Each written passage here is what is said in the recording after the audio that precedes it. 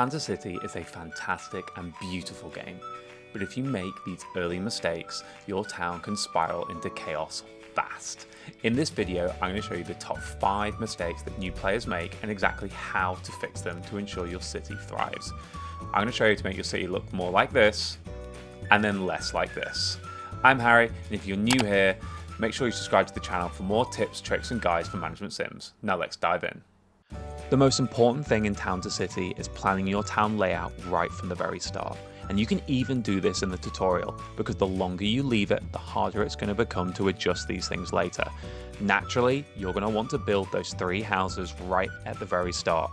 However, I'm here to tell you that you need space for not just those houses, but food vendors, shops, entertainment, housewares, public buildings, and then on top of that, plenty of green space to keep your townsfolk happy. And you can't just place them anywhere, you need to make sure that every resident has access to all of these services, otherwise their happiness is going to start to dip. The best way I found to do this is by creating lots of mini hubs. These are essentially small neighborhoods that contain everything that people need for 100% happiness, and then building the housing around them.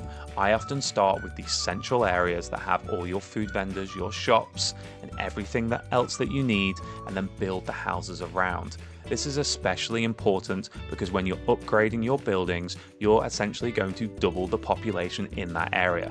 You often are going to need to build more of these food vendors, more of these shops, more of these other luxury items, entertainment, in order to keep everyone happy. Otherwise, your happiness is going to start to dip very quickly.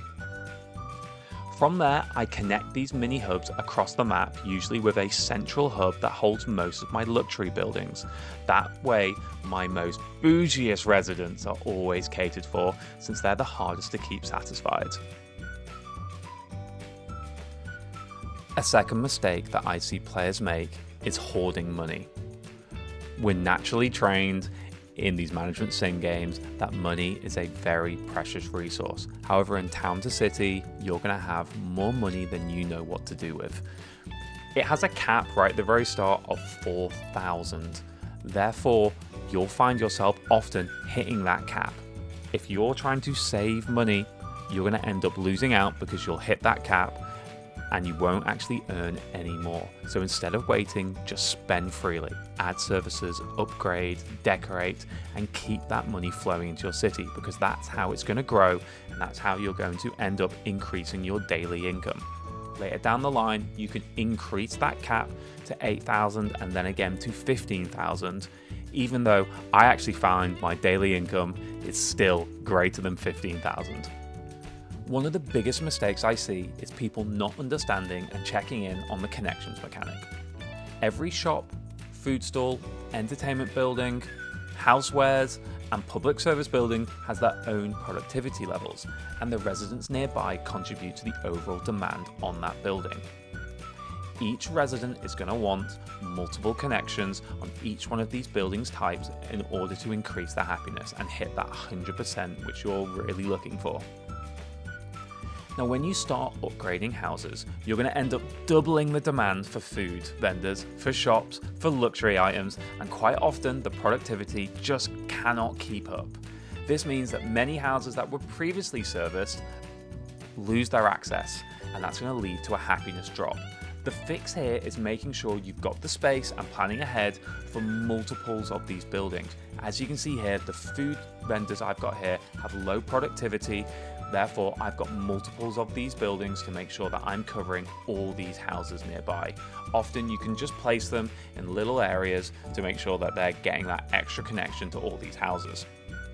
Something you really want to make sure is that your luxury buildings are servicing your luxury houses. As you can see here, I'm clicking in and manually updating the connection, because in this example, these 2 luxury buildings are not getting the luxury that they deserve. Now, by manually making that change, you can make sure that those bougie residents are getting that luxury boost and keeping their happiness high.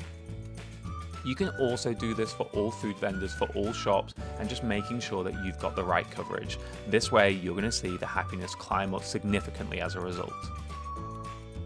And if you want me to be as happy as your townsfolk are going to be after learning from this mistakes video, then make sure you hit that subscribe button. I'm trying to get to 4K subs by the end of the year, and your support goes a long way. Mistake number 4 is something I do all the time, and that's upgrading houses without planning. When you upgrade your houses, you actually lose worker types.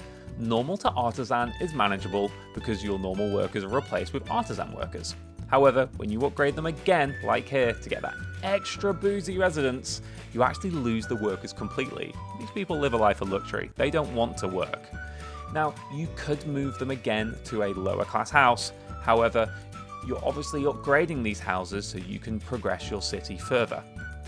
Now, if you don't plan this in advance and you don't make sure that you've got workers in your back pocket, you're going to end up scrambling around to make sure that you've got extra workers in order to compensate for the workers that you're losing. Also, you want to make sure that before you upgrade to those extra special houses, that you've got enough luxury items in play. If you don't have enough luxury items in play, and some of these are going to want upwards of 20 different luxury points, then they're going to end up not being happy and it's going to drag your happiness down. So do a quick connection check and make sure that you can service these buildings and keep everyone happy. Upgrading roads can be expensive, but it is a big mistake to not do it. As you can see here, doing this quick upgrade of this road already releases 3 workers from my warehouse. Upgrading roads directly impacts your warehouse productivity, and if you have more upgraded roads, you're going to have less workers needed to fulfill your demand in your warehouses. This is definitely a game changer early on because you need every worker you can get. It's fairly easy to do. As you can see, I'm just colouring in wildly all the roads that I want doing. However, it is very expensive. If you've got money just sat in that bank waiting to get used, I recommend just quickly upgrading a few roads in order to increase the productivity of your warehouses. With some smart upgrades, you can actually have a 1,000-person city ran with just 3 large warehouses.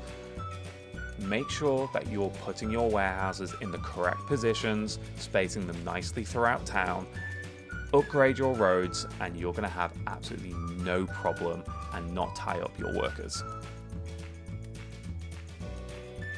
So those are my top 5 mistakes to avoid in Town to City.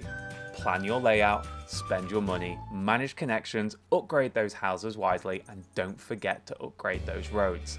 Now, if you found this useful, check out my other Town to City guides linked on the end screen, and of course, hit subscribe so you don't miss the next one. Thanks for watching, and good luck planning your perfect city.